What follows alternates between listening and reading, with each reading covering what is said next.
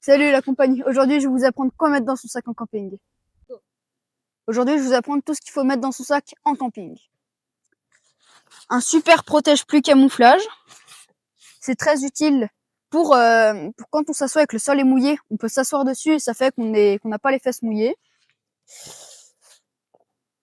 Une paire de jumelles, c'est vraiment très pratique pour observer des animaux, tout ça. Un carnet pour noter mes observations et ma journée. Une paire de chaussettes de rechange, c'est vraiment très important. On a souvent les pieds mouillés et croyez-moi, c'est pas agréable. Un sac de couchage, c'est bien pour dormir.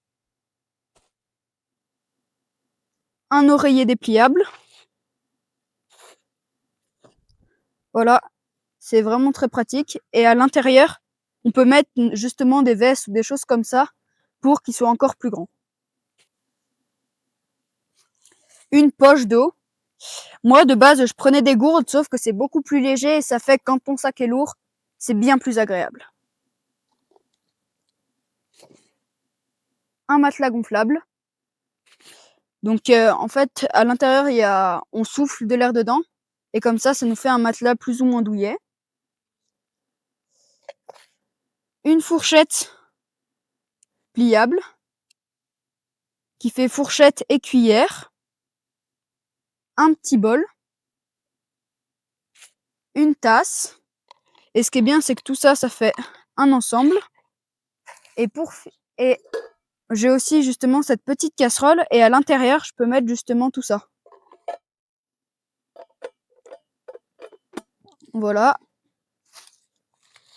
Un sécateur et une scie dépliable. Sécateur, c'est bien pratique. Par exemple, s'il y a des petites branches au sol qui peuvent vous gêner. Et justement, une scie, c'est aussi très pratique. Moi, je prends toujours un réchaud à gaz, mais des allumes-feu, c'est bien pratique si vous avez plus de gaz. Mais bien sûr, il faut le faire dans les bonnes conditions. Une trousse de secours, c'est capital. Ça arrive tout le temps de se blesser, un coup de sécateur, un coup de scie. Et si vous n'avez pas de pansement ou quoi, ça peut vite devenir très problématique. Ça peut s'infecter. De la corde, ça peut servir à accrocher son sac à un arbre pour les insectes, tout ça. C'est toujours très utile. Une lampe, comme ça, qui peut s'accrocher.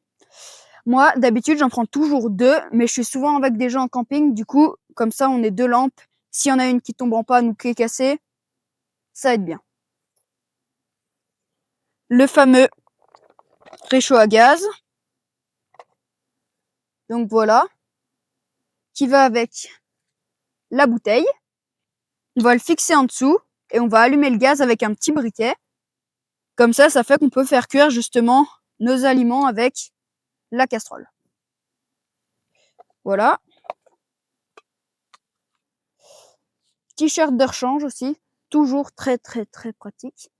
Parce que souvent on transpire beaucoup et après si on est mouillé quand la nuit arrive, on peut choper froid.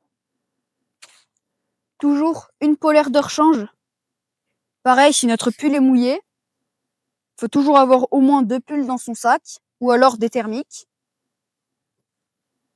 Et pour finir, une veste avec des grandes poches et chaude. Et pour finir, je vais vous parler donc de ce sac. C'est un sac de l'armée de terre. Il est bien pratique vu qu'il est très grand. Et du coup, je peux mettre tout ce que j'ai besoin dedans. Le désavantage, c'est qu'il est extrêmement lourd. Même s'il est vide, il fait déjà 2 ou 3 kilos.